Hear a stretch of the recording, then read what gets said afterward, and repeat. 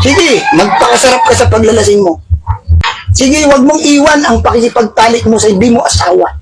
Wag mong iwan yung pakikipagtalik mo sa kapwa mo babae, kapwa mo lalaki. Sige, wag mong iwanan ang pagsinungaling, pagnanakaw, pagpatay, pagsamba mo. Diyos. Sige, mahalin mo ng mahalin ang kasalanan mo.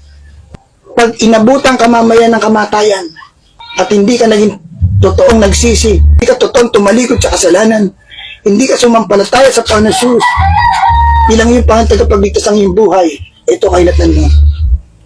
Sabi ng Bible, ang Diyos ang magtatapon sa tao sa apoy ng impyerno. At apoy ng impyerno, parurusahan siya araw at gabi, magpakilan.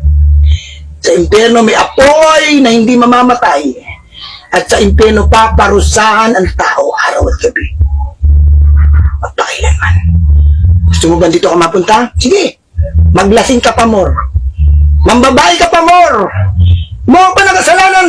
Sige, huwag ka makinig sa preacher na ito o sa sinumang preacher na nangangaral ng pagsisisi.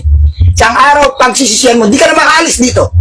Di ka na makakaalis sa apoy ng impyerno. Maniwala ka. Kaya hanggat buhay ka pa, hanggat malakas ka pa, hanggat kaya mo pa magsisi, tumalikod ka na sa kasalanan mo ngayon.